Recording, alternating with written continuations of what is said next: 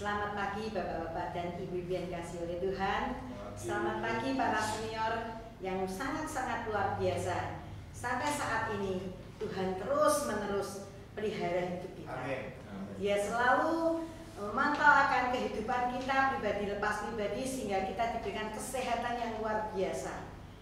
Nah, puji Tuhan pada pagi hari ini kita masih bisa beribadah walaupun secara online, tetapi tidak menjadi jarak antara para senior sih, tetapi akan membuat semakin kita lebih dekat dan lebih dekat, apalagi kepada Tuhan. Karena di rumah kita masing-masing selalu memuji, memuliakan namanya, bahkan selalu ada waktu untuk membaca firman Tuhan, surat cinta dari Tuhan Yesus untuk kita.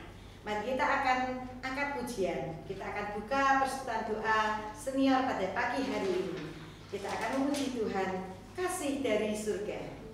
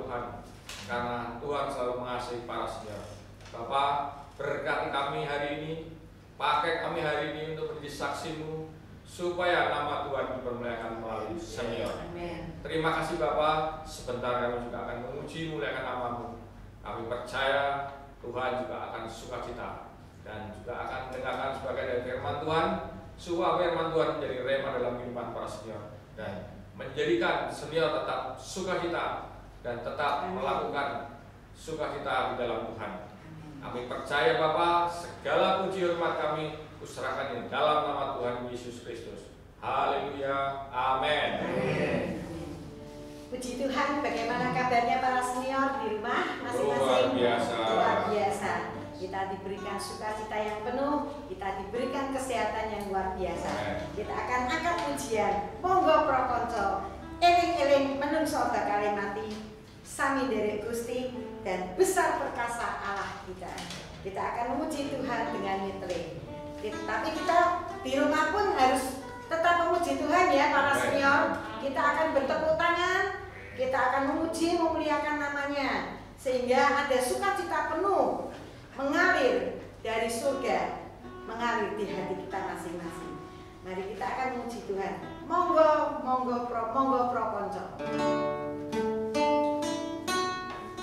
Sambil bertepuk tangan ya.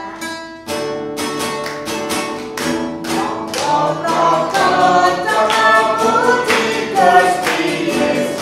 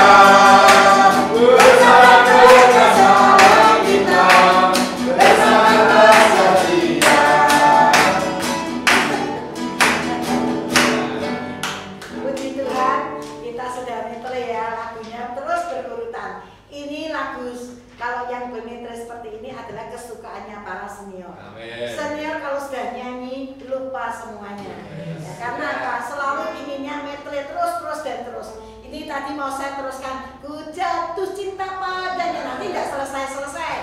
Kita akan tidak selesai karena kita sebentar lagi kita akan mendengarkan firman Tuhan. Kalau kita terus menyanyikan, kita ada sukacita yang penuh, luar biasa, terus dan ingin terus tidak mau berhenti. Tapi saatnya kita akan mendengarkan firman Tuhan yang akan disampaikan oleh Bapak Gembala kita, Bapak Agus, sebentar lagi. Tapi kita akan persiapkan hati kita, persiapkan roh kita untuk bisa menerima apa kata Tuhan hari ini melalui hambanya, yaitu Bapak Gembala kita, Bapak Agus Susanto. Dan kita akan angkat pujian Jalan Tuhan. Ada waktu di hidupku pencobaan berat menekan. Kita hanya berseru kepada Tuhan, nyatakan kehendaknya.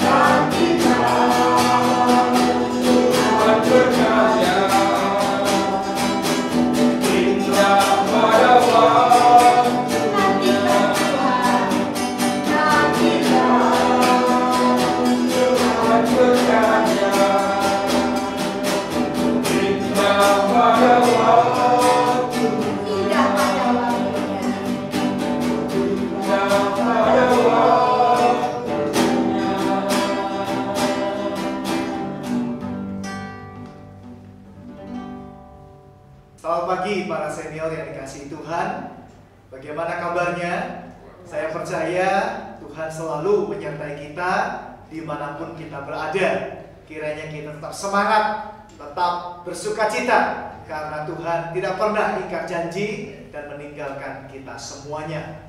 Nah, pagi hari ini saya ingin mengajak kita merenungkan sebuah topik dari ayat yang saya akan bacakan, yaitu Mazmur 62 ayat yang keempat, atau mungkin ada yang bilang ayat yang kelima.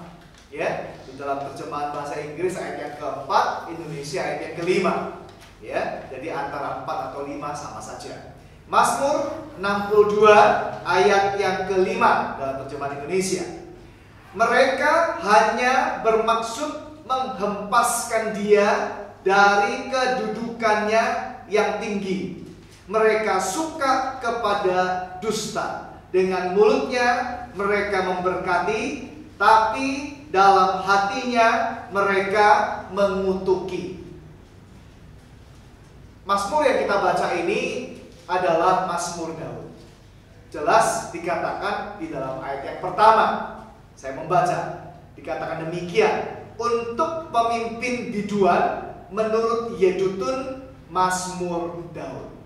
Jadi jelas ini adalah Daud, tentang Daud, pengalamannya Daud, Bapak Ibu sekalian. Nah, Daud ini di dalam ayat yang keempat atau 5 tadi mengatakan bahwa sebuah perasaan, sebuah pergumulan, sebuah kata lebih tepatnya, yaitu kata menghempaskan. Di dalam bahasa Inggris dikatakan topple. Topple. Topple artinya jatuh, roboh, atau rebah, tumbang. Jadi ini sebuah perasaan atau sebuah pergumulan, kata-kata yang menarik pada pagi hari ini untuk kita renungkan bersama.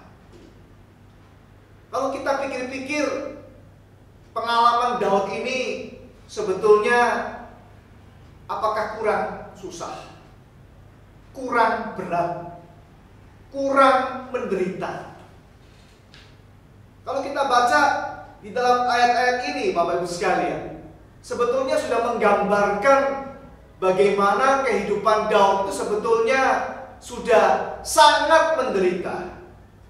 Ibarat orang jatuh, mau jatuh kemana lagi? Sudah jatuh, paling jatuh, sudah di bawah, yang paling bawah, mau jatuh kemana lagi? Topel artinya jatuh tadi, roboh, mau roboh kemana lagi? Coba kalau kita membaca ayat di atasnya.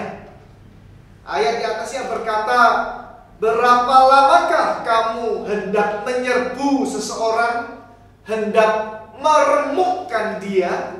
Hai kamu sekalian, seperti terhadap dinding yang miring, terhadap tembok yang hendak roboh. Ibaratnya kalau kita bicara mengenai remuk tadi, bicara mengenai tulang-tulang. Kalau sudah mengalami kesusahan, mengalami kesulitan, mengalami bencana seperti kita hari ini, ibarat tulang-tulang kita sudah remuk, sudah tidak mampu menopang, sudah tidak mampu berdiri, sudah tidak punya kekuatan lagi. Meremukkan, kata meremukkan, suasananya seperti itu. Atau dikatakan di sini dinding yang miring. Ibarat kerajaannya, wilayah kekuasaannya miring. Daud sudah kehilangan kekuasaan. Daud sudah kehilangan wilayah. Kalau kita membaca ayat selanjutnya, pasal 63 ayat 1, coba saya membaca ya supaya kita melihat suasananya ini, Bapak Ibu sekalian. Di dalam pasal 63, pasal setelahnya, yaitu ayat 1 berkata, Mazmur Daud ketika ia ada di padang gurun Yehuda. Jadi pasal 62 dia berkata dindingnya miring, temboknya sudah miring. Di dalam pasal selanjutnya 63 dikatakan dia itu ada di padang gurun. Sudah kehilangan wilayah, kehilangan kekuasaan, sudah kehilangan tahta, sudah tidak duduk di dalam kursi kerajaannya, dia harus meninggalkan kerajaannya, dia harus berada di luar kota, di padang gurun, Bapak Ibu sekalian. Apakah orang yang hidup di padang gurun hidupnya enak? Pasti tidak nyaman, pasti susah, pasti menderita. Dikatakan di sini meremukkan, dinding yang miring, tembok yang hendak roboh.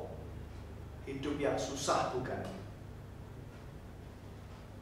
Bahkan di dalam ayat selanjutnya dikatakan mereka hanya bermaksud menghempaskan dia dari kedudukannya yang tinggi.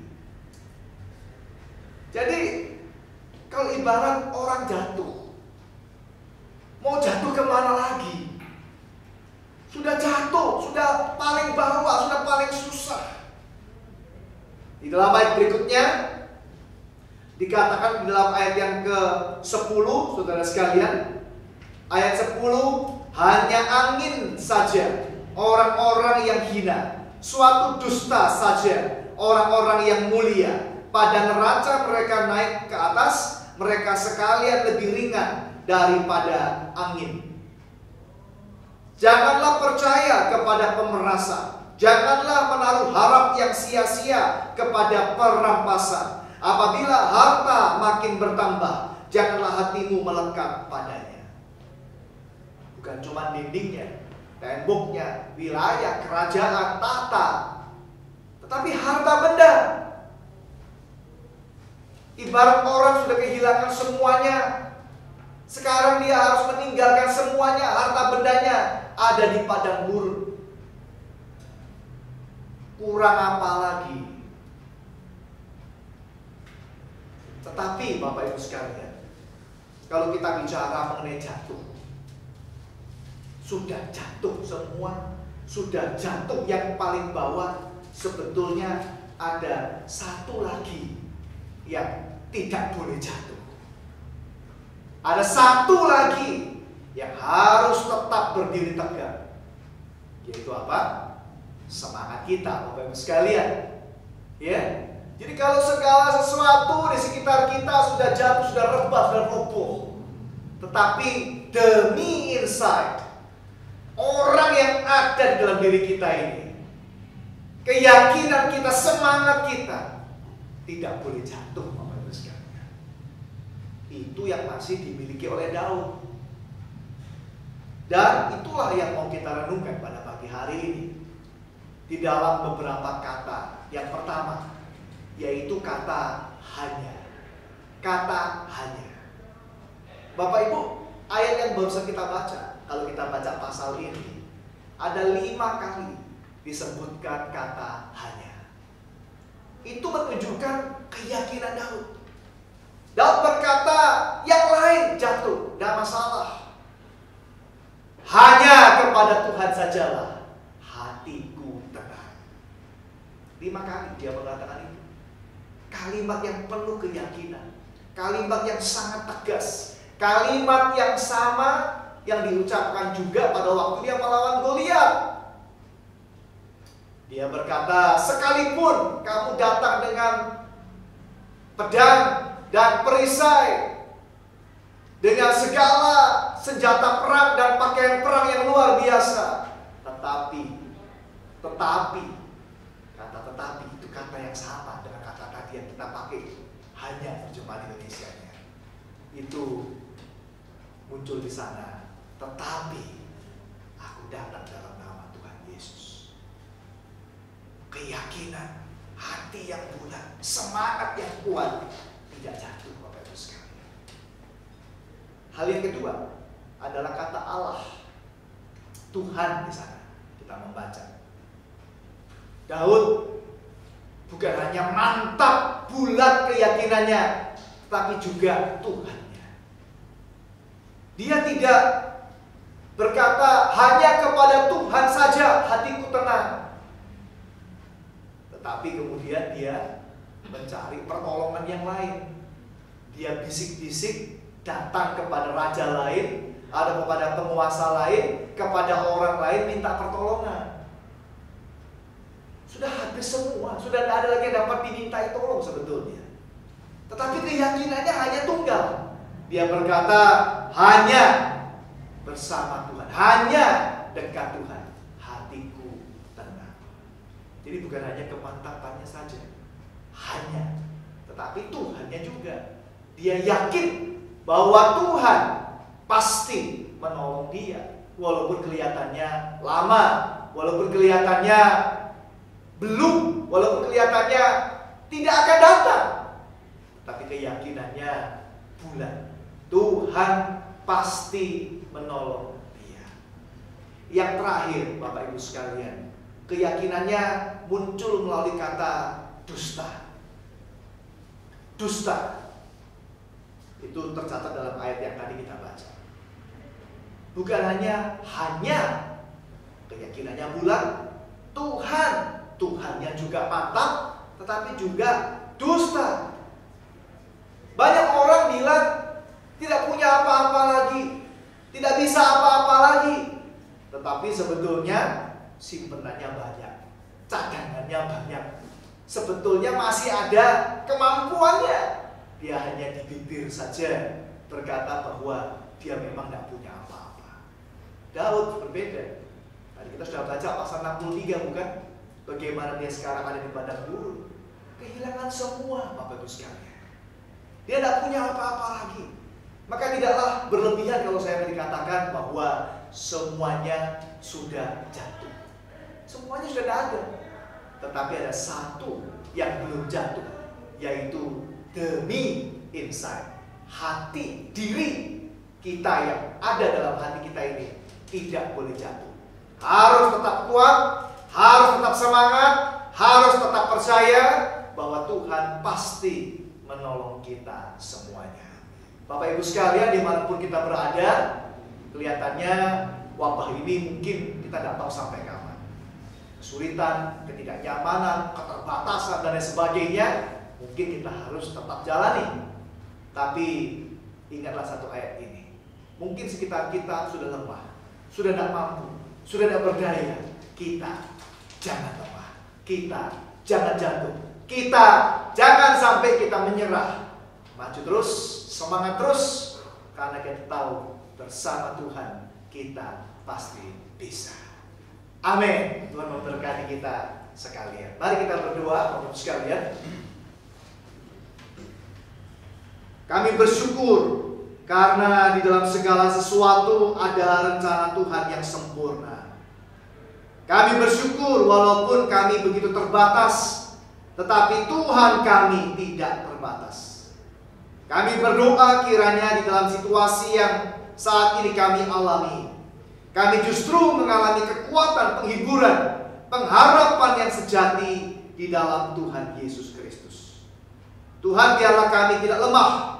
Dan seperti firman-Mu ya Tuhan, sekalipun 1000 orang rebah di sisi kami, 10.000 orang rebah di sisi yang lainnya, tetapi kami tidak akan rebah, tidak akan jatuh, tidak akan roboh, karena ada Tuhan yang selalu menggendong, menopang, dan bersama dengan kami. Kami berdoa kiranya kami dikuatkan Tuhan, diberi kesehatan, diberkati dalam keluarga, di dalam segala aktivitas kami sehari-hari. Tuhan kiranya menyertai kami semua, memakai kami menjadi alat Tuhan, membawa berkat yang berlimpah-limpah bagi semua orang yang ada di sekitar kami. Kami berdoa buat gereja di dalam segala persiapannya, maupun juga negara, khususnya juga di Indonesia, untuk memasuki new normal, untuk memasuki keterbukaan ataupun keadaan yang dinormalkan kembali. Kami berdoa supaya semuanya bisa berhati-hati, berbijaksana, dan juga lebih waspada di dalam mengatur segala sesuatu, baik kesehatan diri juga kesehatan orang lain dan keluarganya. Kami berdoa kiranya langkah-langkah yang diambil oleh pemerintah sungguh bijaksana dan baik, dan kami semua juga bisa bekerja sama dengan baik sehingga semua keputusan yang diambil mendatangkan kebaikan ya Tuhan, baik gereja, baik negara dan bangsa kami juga ya Tuhan. Kami serahkan Tuhan untuk saudara kami yang hari ini di dalam segala pergumulan, untuk mereka yang bergumul dalam pekerjaan mereka, keadaan ekonomi mereka, kebutuhan hidup mereka, kiranya Tuhan memberkati, memberikan jalan keluar dan memulihkan segala situasi hidup mereka ya Tuhan. Bagi mereka yang juga bergumul kesehatan di dalam segala kelemahan tubuh, kiranya di dalam nama Tuhan Yesus kami berdoa Tuhan boleh memberikan kesembuhan, kesehatan, dan kekuatan. Dan terutama bagi kami juga yang bergumul dengan masalah iman kerohanian kami Tuhan, biarlah kami tidak kecewa, tidak putus asa, tidak patah hati, karena kami tahu Tuhan semua ini adalah sebuah kesempatan justru buat kami untuk melihat kebesaran Tuhan secara pribadi masing-masing dari dalam hidup kami.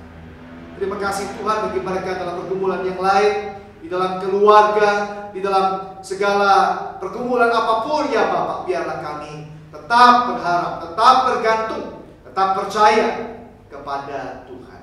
Terima kasih banyak Bapak, kami serahkan doa kami dan juga khususnya senior GKM Semarang, kiranya Tuhan terus berkati dan pakai, sehingga melalui persekutuan setiap kami yang ada, Tuhan dipermuliakan. Kami berdoa, menyerahkan doa dan syukur kami Di dalam nama Yesus, Tuhan kami yang hidup, kami sudah berdoa. Amin. Kita mengucapkan terima kasih kepada Bapak Gembala kita yang telah memberikan firman Tuhan yang begitu indahnya, kiranya akan menjadikan kekuatan bagi kita semua yang ada di rumah maupun yang ada di sini. Puji Tuhan, kiranya Pak Agus akan semakin dipakai Tuhan secara luar biasa, baik Pak Agus maupun Bu Agus dan keluarganya dipakai Tuhan untuk melayani dia. Semakin kuat, semakin luar biasa. Puji Tuhan, mari kita akan akhiri persekutuan doa senior pada pagi hari ini. Kita akan memuji Tuhan. Syukur padamu Tuhan.